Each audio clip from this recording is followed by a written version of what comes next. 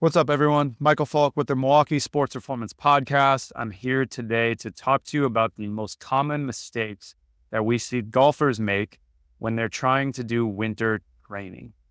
Okay, this is going to be something that I'm really passionate about because it's basically what I spend my winters doing is working out with the excuse of getting better at golf, but it is my passion and it is a reason that I go and get in the gym. So that is what I like to train for. And then we work with a lot of golfers at our clinic that we are located in the Milwaukee, Wisconsin area. And we don't get to play a lot of golf other than simulator golf up here from late November through sometimes April, maybe a little earlier, depending on if we get an early spring. So it's a nice long time that you can use to try to get better at the game, right? And obviously a time that you could be working on swing changes. We do have increasing access to simulators and things like that. But I think it is a great time to focus on improving your body so that you are able to feel better and play better golf starting next year. So what do I usually think the best things that we can do in the winter are? One of them is going to be decreasing pain. So there are a lot of golfers, up to 76% of golfers will play with right-sided low back pain for right-handed players. Lots of golfers will deal with golfer's elbow. They'll deal with hip pain. We get a lot of golfers that have tight upper traps and tight neck or neck pain. So if you are dealing with any of the pain, the most impactful thing that you might be able to do over the winter is just fix the pain so that you can play better without hurting next year. And that might be really all that you focus on for that winter is trying to get to the bottom of that pain and try to deal with it so that it's not bothering you anymore. After that, then I think the best thing that we can do is improve clubhead speed. And I think that transfers very well from the gym. There are obviously a lot of swing speed programs out there, the stack system, super speed, swing sticks, those types of things. And those can be really good. They will improve your neurologic ability to swing the club faster. They'll also kind of take the governor off. What I've found, because I've done those in the past and I've done them without necessarily always working on improving my swing technique. And the results have been good for the short term, but haven't necessarily resulted in better play, honestly. I'm going about it in a little different way this year that I can walk you through at the end. But in the gym, what I see a lot of golfers want to do is they want to do golf-specific exercises and they want to work on mobility. And I want to kind of walk through why that may or may not be the most helpful and some alternatives that you could think about as you're getting into the gym this time of year. Mobility is a big one that people want to work on as golfers. They think it limits them. And in some cases, this can be true. You actually physically might not be able to get the club in certain positions if you can't raise your arms overhead or if you can't get your shoulder up into a 90-90 position, right? If you can't hit some of those positions, that's going to impact your swing, or you're going to just have to find a way to work around that. And that can happen. But there's actually no correlation when you look at the research between improving mobility and improving club head speed. And this is really surprising to a lot of people. Most people think if I just get a bigger back turn, I'm going to swing it faster. And that's really not proven to be true. Now, mobility, I'm not saying that mobility is not important. It should be playing a role in some of those pain conditions. Maybe it's playing a role in why you're slicing the ball off the planet. But if you want to hit it farther, improving your mobility will not help you get it there. So what do we need to do instead? Well, when you start looking at the literature of what physical components actually start improving clubhead speed, there's a couple that stand out. One of them is something that's called vertical impulse. This is something that we can actually measure on our force plates in the clinic. It is how hard you are able to push down, how hard and how fast essentially you're able to push down in a jumping motion. That vertical impulse or vertical thrust is one of the key power sources in a golf swing. It is something that responds very well to training in the gym with things like squats, lunges, single leg squats, jumping, weighted jumps, box jumps, those types of things. We can actually test it, identify a problem, train it, and track improvements over time. There is very good supporting evidence in the research that improving that will help translate into swinging the golf club faster. The next thing that we see that is another power source that really stands out is going to be pressing power. So we see a lot of improvements potentially with improving strength of this pressing motion that really translates as you're bringing the club down and rotating through the golf ball, straightening that arm out. That can really help.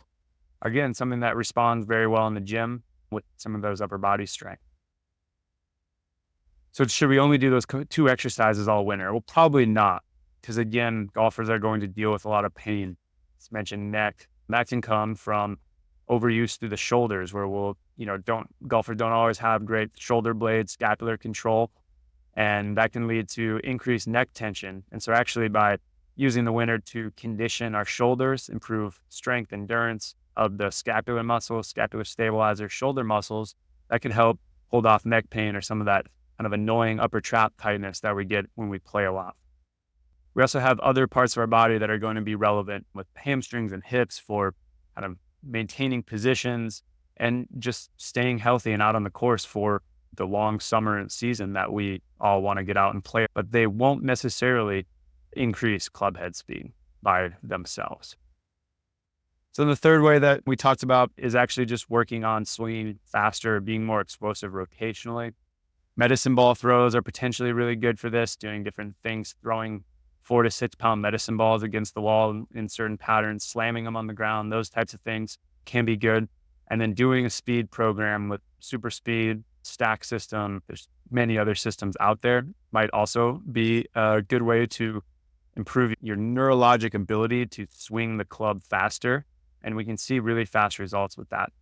What I would actually suggest, and what I've found over the last couple of years that I'm working on this, I think you will get more out of those programs if you are working with an instructor on actually using your body more efficiently to swing the club faster versus just trying to see if you can swing out of your shoes.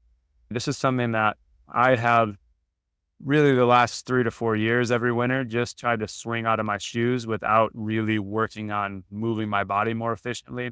And I definitely got the implement moving faster. It didn't carry over that well once I actually got on the course. What I found really over even the first half of this year, by really working on some of the technical aspects of trying to improve swing speed, I am swinging it faster already, but I'm also hitting the ball straighter so far. We'll see if that holds up as we continue down this pathway. But I'm finding that the speed gains are coming quicker and easier with less effort. I feel like I'm only swinging at 90% and I'm actually swinging it much faster.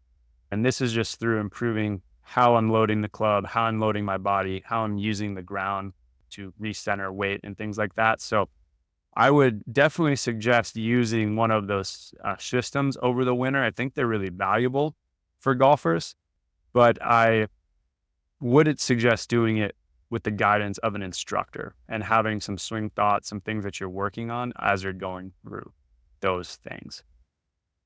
Now, the last one that I'm going to talk about is a lot of golfers like to go in the gym and do golf-specific exercises where they'll use cable machines or things like that, and they'll do different weight exercises that look like the golf swing. These can be really effective. Again, we do those, especially for golfers that are injured potentially or really struggling with a feel in the swing, and we can help them recreate that with some load. They're not the same thing as just practicing your swing. And typically those exercises are not loaded enough to help you just get overall stronger and more explosive, where you're going to be able to swing the club faster. So often they fall in this kind of odd category where we don't get a ton out of them. There's some select purposes for them, and we do utilize them at various points in time. But many players would be better off pursuing just a more generalized strength and conditioning program where they are getting stronger, better conditioned, and more explosive through their whole body, with those, maybe prioritizing those two movements of vertical jumping and vertical power and potentially like pressing power, but overall improving their strength, power, and coordination versus just focusing on only these golf specific exercises that they might kind of look like golf, but you're not able to move fast enough with the cable to simulate the swing speeds, and you're not able to load them heavy enough where you're really able to get stronger or more explosive. So just something to keep in mind if you're a player that really enjoys playing and wants to try to feel better, move better, play better over the course of the winter. Keep these 3 things in. mind as you're going in the gym and starting to get after it. And excited to see everyone get out there and play better golf next year. So I'll probably record a few more of these podcasts over the course of the winter. It is fresh on my mind as I personally am going down this pathway. So I'll keep sharing my short insights as I go through it over the course of the winter. In the meantime, thank you very much for listening, and we'll see you guys on the next episode.